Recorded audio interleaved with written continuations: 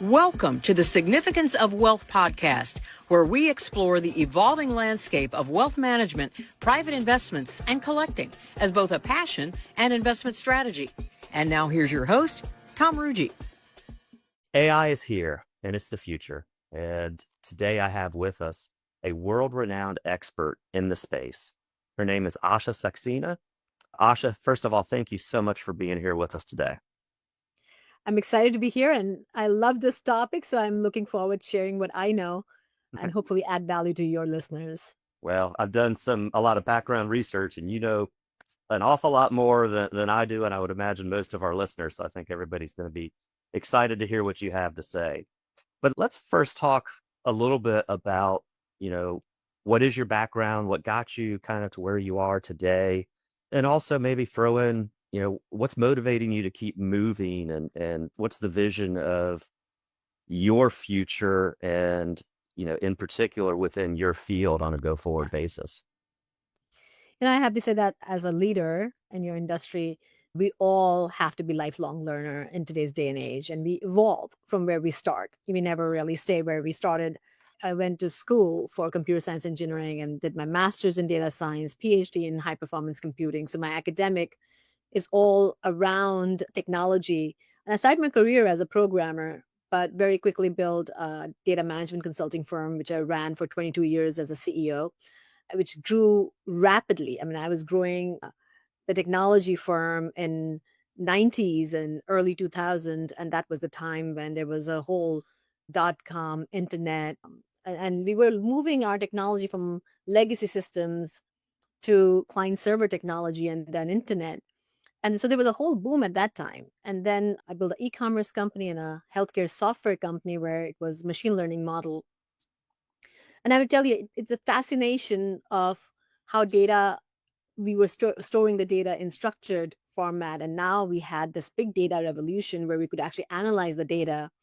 So my career really spans from the early days of databases to now big data and machine learning. And during this time, I think I was blessed to be able to start teaching at Columbia University, where I teach entrepreneurship and AI now, which is, I tell you, at our stage of our career, it is such a great honor to give back and Absolutely. build the next stage of leadership. And that led me to writing the books I wrote on AI. And now I lead a large mission-based organization that is focused on building a fair digital world, the responsible AI. And so we have leaders around the globe from Fortune 1000 companies who care about making sure that AI is implemented effectively. That sounds amazing. And we will talk a little bit more about your books. Again, I've done a little research on it, and it's going to be soon on my to-read list, and hopefully some of our listeners as well. But, one of the things you mentioned was, we're both old enough to have gone through kind of the early stages of the internet. And I think there's a huge overlay between what happened with the internet, let's say the early to mid 90s, and kind of where we are in the AI stage at this point. But I think one of the differences is, and this will be my end question, which is the pace at which things are moving. I'd like your input on that. But I would first say, I actually came into this year in my mind saying, okay, 2025 is going to be the year of AI. And to me, what that meant is AI was going to become basically known as kind of a household name, if you will. People are going to know what it is. And maybe there's going to be some decent adoption, even if just, very basic adoption. And then I felt like in 2026, that adoption was going to be more mainstream, kind of like the internet adoption became mainstream. And yet, really, to my surprise, I think that we've already surpassed my personal expectations for where we'd be in 2026. So I'll get back to my question to you, which is just how fast is this really moving?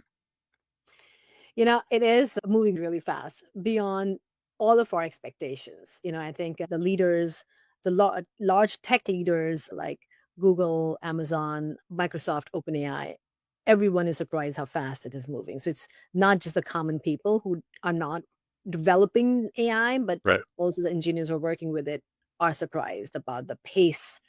And I have to tell you that AI is not a new concept. In 1950s, artificial intelligence was coined. The term was coined, Hmm. and it kind of stalled because these models need data to be fed, and these models get stronger as you feed the data, and data is the food for these models. And big data revolution, and especially during the pandemic, we all went digital. So the more data is available for these models to learn from, the stronger and better they become. When ChatGPT came out, within 2 months, it reached 100 million users, faster than, and we used to talk about TikTok and Instagram and Netflix. But now ChatGPT changed the adoption like never before. And in fact, there's a lot of reports, McKinsey, PwC, all these large firms are publishing these reports, and they are predicting that AI will add about $15.7 trillion to global GDP by 2030. So the growth is here. I mean, a lot of times I find people who meet with me will talk about should we not? And I always say it's not a question of should you, it's a question, how would you? So really it's not about focusing just on technology, but it's really about your leadership in organizations. When you're running an organization, you want to really think about, am I just chasing the new buzzword, new technology that's coming, or I'm actually using the technology as such a powerful tool like AI to make sure I can prioritize my business priorities? Can I really use this technology to enhance, improve, and align the organization with the business priorities they have? So I really think it's an opportunity like never before. And we've seen really great, I mean, in 3-4 decades of our work experiences, we've seen, opportunities, but this is nothing like before we all have seen. And I think there's so much opportunity that if you're a professional, you're a leader, you're a CEO, you're running organizations, you need to start investing in learning. I spoke about the lifelong learner theme, and I think AI has made it mandated that you have to constantly keep learning. And I think a lot of us who are in the field, we are constantly reading, and we still feel that we are behind. Yep. We're left behind. It's me. Yep. In fact, I read a daily newsletter on AI. I have a weekly to do that I update every single quarter. So every quarter, I have 13 different topics I want to make sure to research in AI. And yet I still feel woefully behind. Exactly. And I think you're not alone. I think everyone today feels that I can't consume enough. I mean, there's new technology, new apps coming every day. And now we are entering the world of AI agents. We are building these customized, personalized agents. And, in the book, I talk a little bit about that when you think about AI, it's not about just, as I say, there's so many newsletters. It's not just about reading newsletters or podcasts and just consuming the information, but it's also thinking about what's my number one business challenge that AI can solve. What should I really be focusing on? How do I apply AI to my front office, or personalize or create your client insights, or do risk analysis or automation? Those are the use cases. So it really it's about not just getting lost in this technology, but really thinking about how you can apply this. And, in the book, I talk about the frameworks, really understand where your business is if you're looking at AI for your business. So I talk about the business assessment and then the data readiness. Do you have the right data, the quality, is it governed, is it secure? One of the use cases can you use for using AI to solve your top 2-3 business problems? Is it Mhm. there's I work with large organizations, and they're all thinking about, they want to apply AI everywhere because that's the new thing. But I always say that think about one of the top 2 or 3 problems you can solve will give you the biggest value instead Right. of going all over the place. And really thinking about building the momentum. I talk about the whole concept about AI flywheel. How do you create small wins, reinvest and scale? building the momentum. So really focusing and solving the important problems becomes critical in this day and age. I saw in doing the research, so your first book is The AI Factor, correct? Yes. And so I saw a lot in there about the flywheel. Can you give me a little more explanation about that? And then I also want to transition to the second book, or seems like kind of a workbook that you came out with afterwards, but would love to hear more about the flywheel. Yeah. So in the book, the first book, the AI Factor, I wrote the book because I realized I spent 35 years in the industry. And what I realized is that a lot of time the technology conversation becomes all buzzwords and business doesn't really get it. And business is so focused on the value the business needs to generate that the technology feels lost. So the purpose of the book was to really bring technology and business together to talk about how can they use technology as a power tool, use AI as the X factor in your business to create the growth you need to create, reduce the redundancy in your organization, create efficiencies. So really use the framework, and I talk about the 4-step framework, but really starts from the power quadrant, knowing you want to use this technology to create efficiencies, be an optimizer. You can be create acceleration in your business, innovation in your business. So you want to be an innovator, or you want to be able to get market share, or be an extender, or you can be a multiplier. You can really change your business model. So really understanding what quadrant do you fit in first, and then look at the l- data, which is the data readiness framework I talk about. Then comes the prioritization of the use cases, and then lastly is the AI flywheel. When you go through those first 3 steps, it gives you a very focused approach of using AI to create the change, effective change you need to create. I have some of the clients who will say, "Oh, we went out and bought OpenAI, chat large language model licenses, and we are struggling because there's no adoption." So if you don't have a proper plan of where and how you're going to use AI within your business, then it's a chaos. And so the AI flywheel talks about starting small, creating small wins, and then creating the scale instead of going out and buying licenses for, OpenAI licenses for all your employees. And there were like 70,000 employees. But that will cause a lot of confusion. So really thinking about small wins and then scaling is what AI flywheel is all about. That makes so much sense because I probably, and obviously, we're not a 70,000 employee business. We're a much smaller business, but, the nation's made up of a lot of small businesses. Yes. And I'm probably wound to be that typical business owner that you're talking about. That is kind of the mentality is, hey, I want it all. I want to bring it in. How do we throw everything against the wall and see what sticks? And what you're really saying, which makes so much sense, is have a focus on one or two or three areas that can have the greatest impact and really silo that focus so that you can take advantage of it, which probably will propel you as you expand down the line to being more prepared to bring on additional, or adapt additional types of AI to continue to help different areas. Exactly. And then you spoke about the workbook. I wrote the first book, and then a lot of these business leaders were coming to me and they were saying, "Listen, we read the book, we like it, it all makes sense. Where do I start?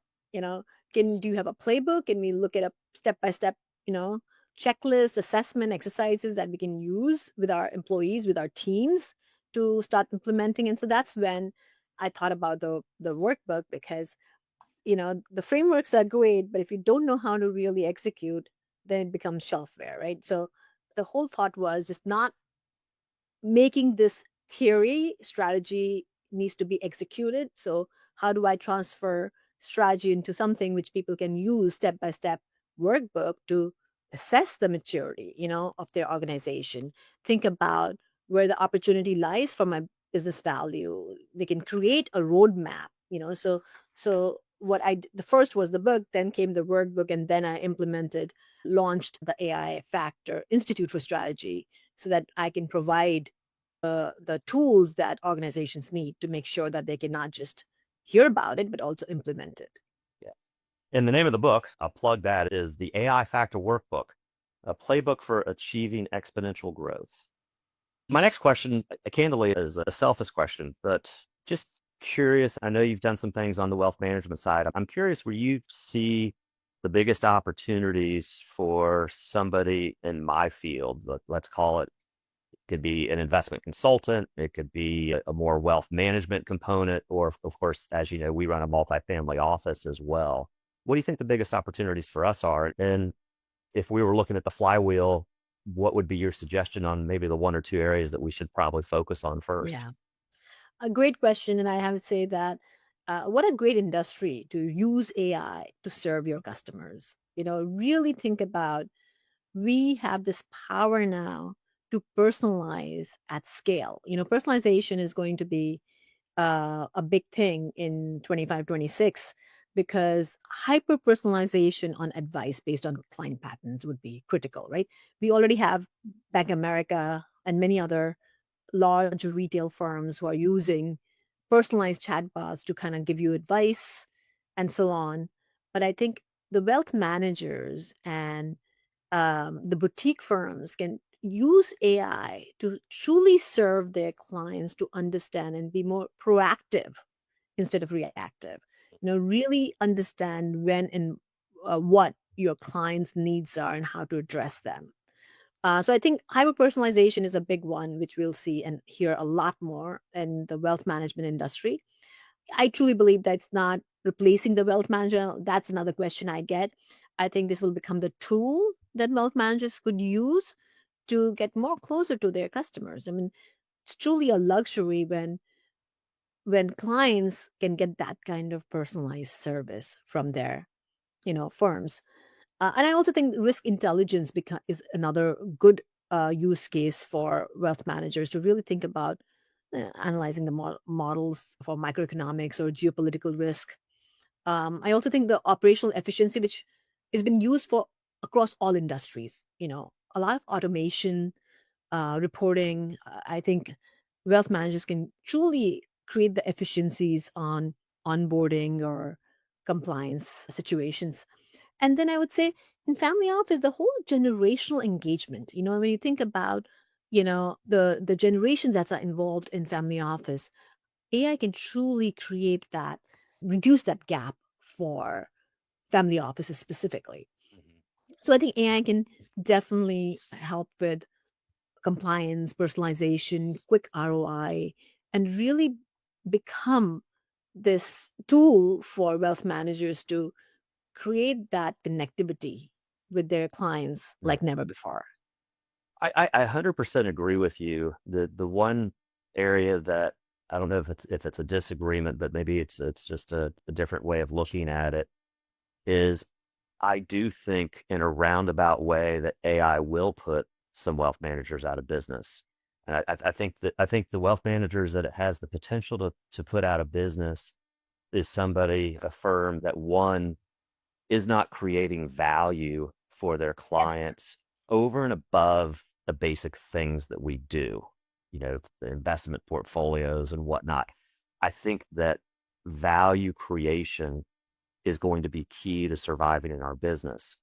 But in tandem with that, to exactly, Asha, what you're saying is the adapting and the adoption of this technology to make what we're doing and to make what we're doing so much better, but also to create additional value even above and beyond what we're currently doing.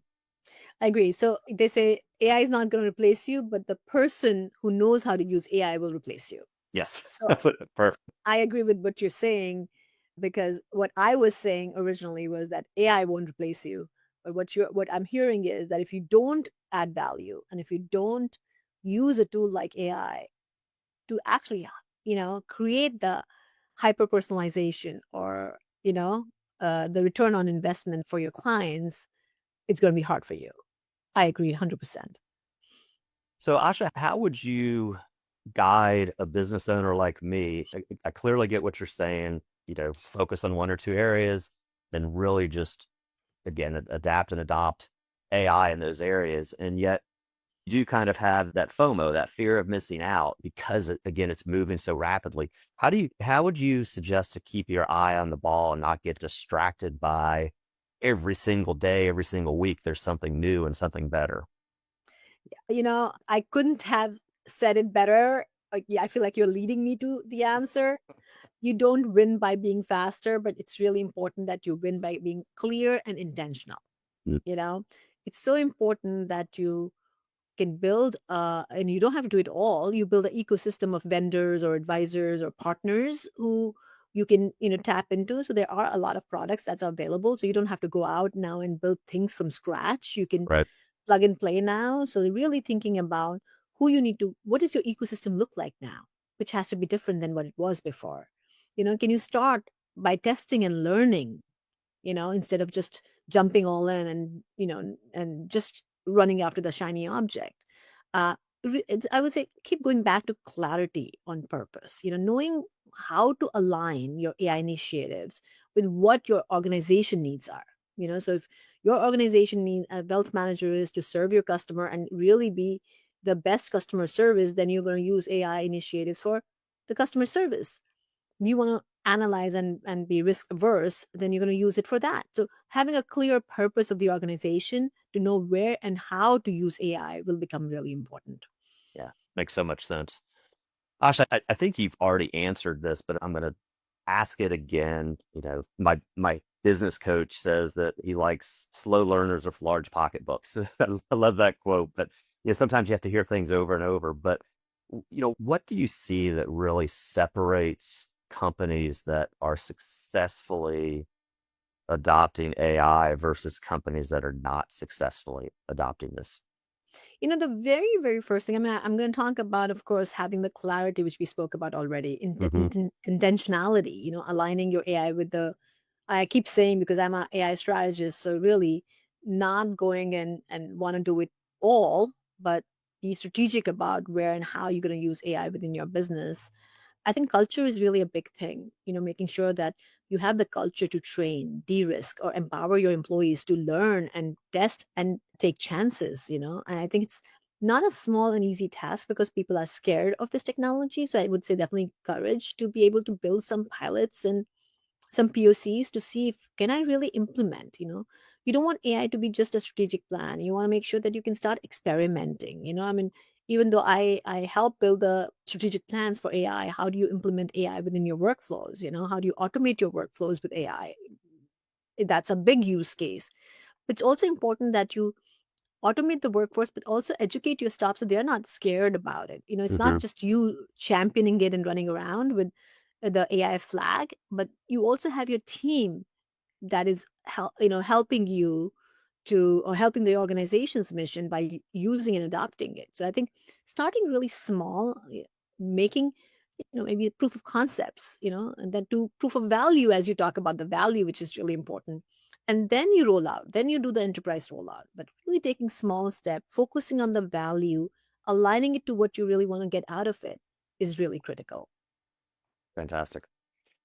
Let's pivot a little bit.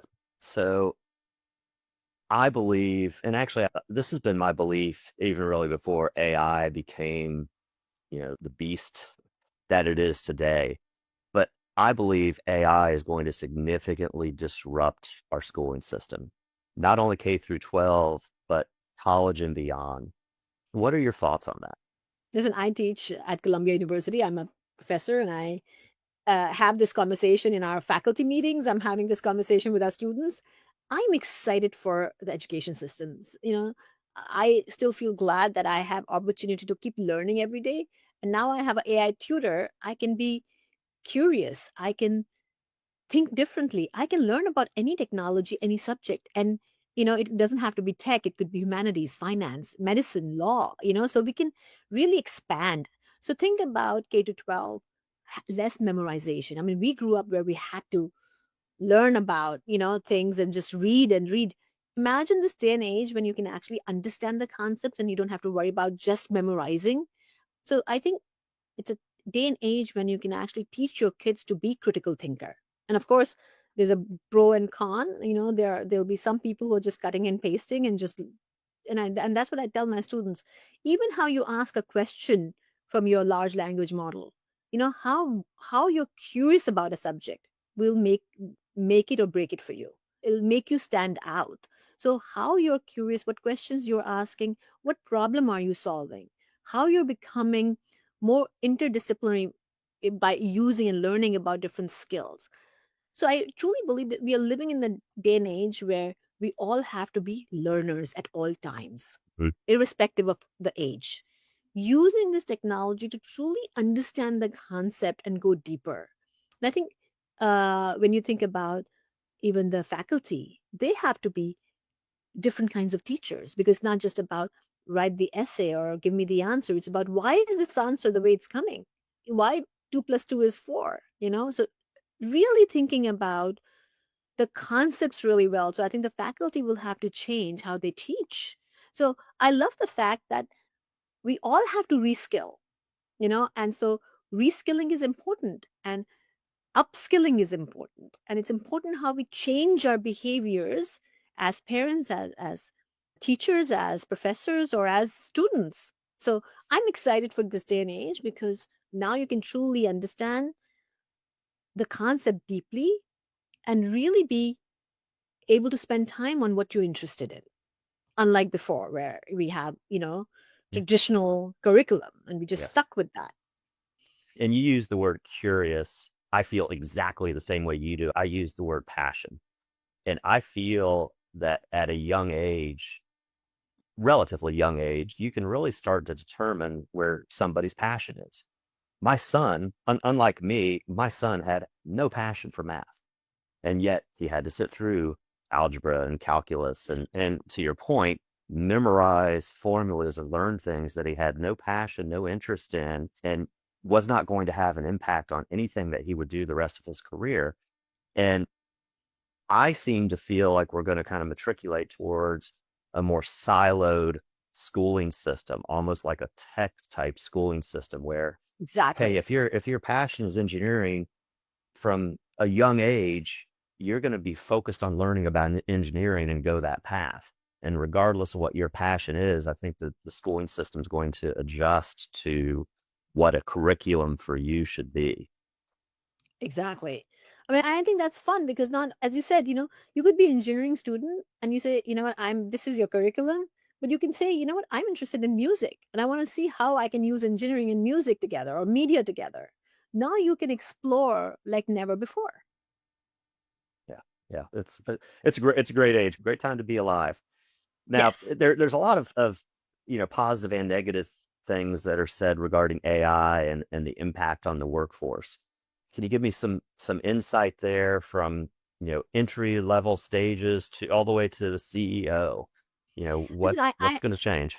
yeah, I have to say the entry level, a lot of repetitive manual tasks are going to be automated. So this is true, like what you said before, that there will be some jobs that will be replaced by AI, but there'll be new jobs that will be created. So at the entry level, can the people who are coming in entry level, can they actually use AI to be able to take that shift from just doing the manual work to say, now how can I interpret the results of this automation and be creative to give the output in a better way? So the jobs will change. So the entry level job, I say that every single professional will become a manager, because you will be managing a digital human.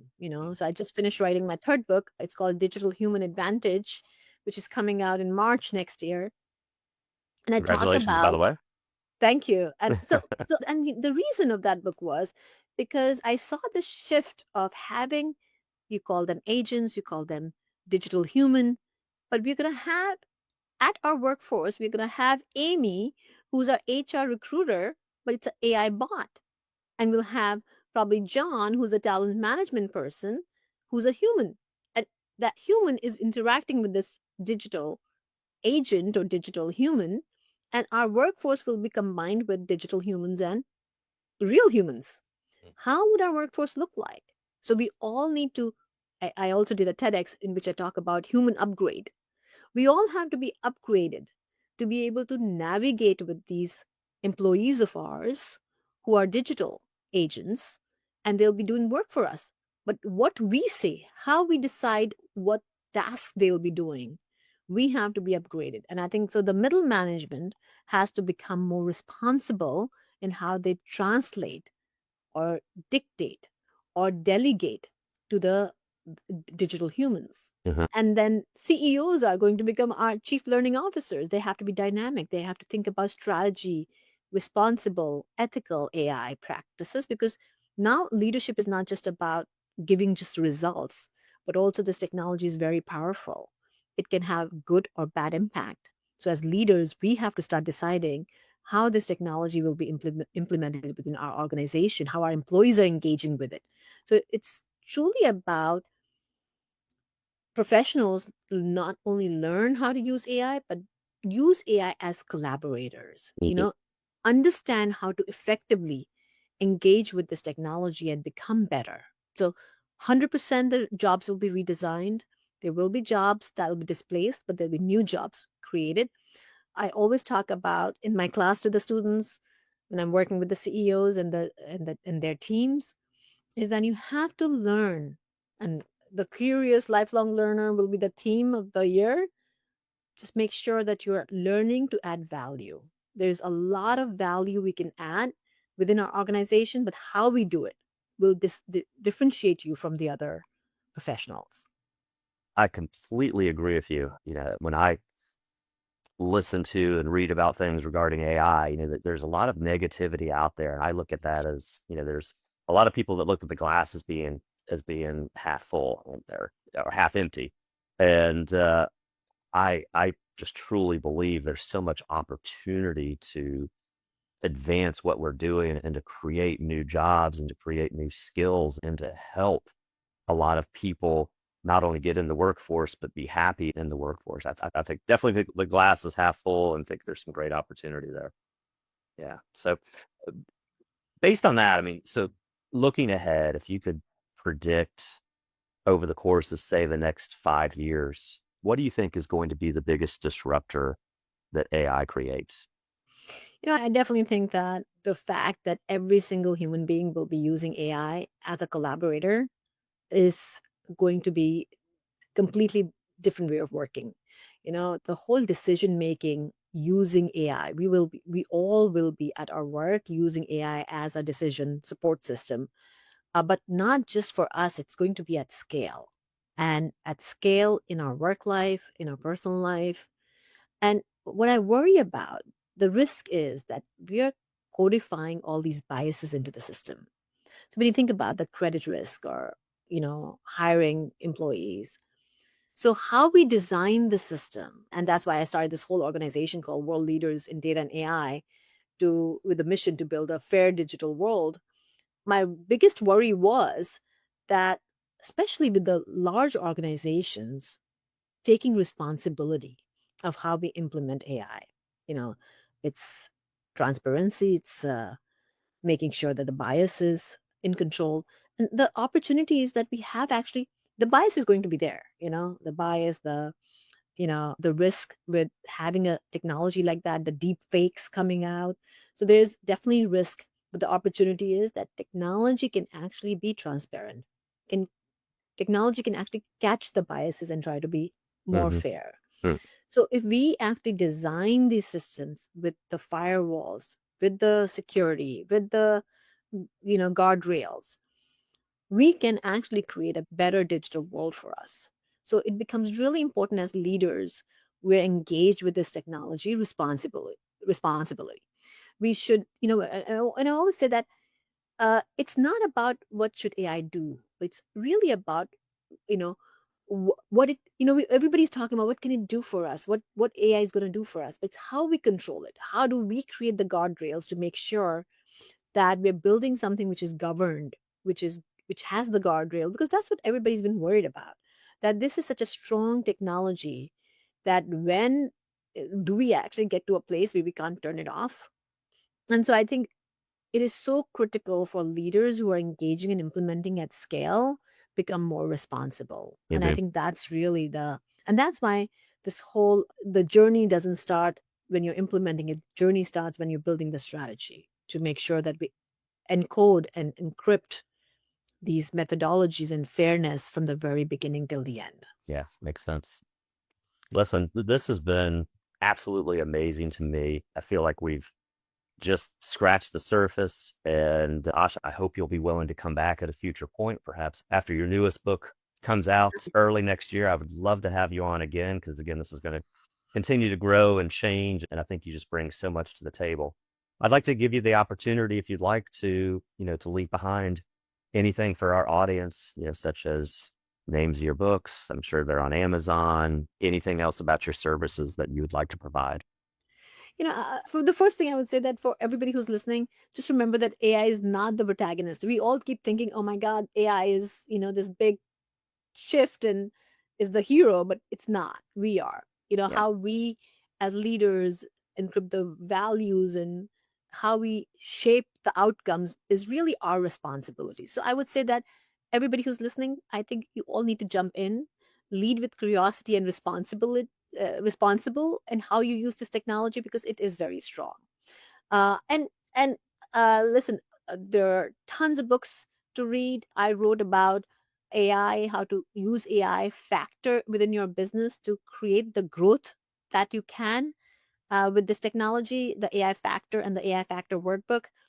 You can find a lot of information about the book on the website, the aifactor.ai, and engage with the world leaders in data and AI. It's WLDA.tech, where we actually building this world to make sure it's a fair digital world. And the best way to connect with me is on LinkedIn, Asha Saxena.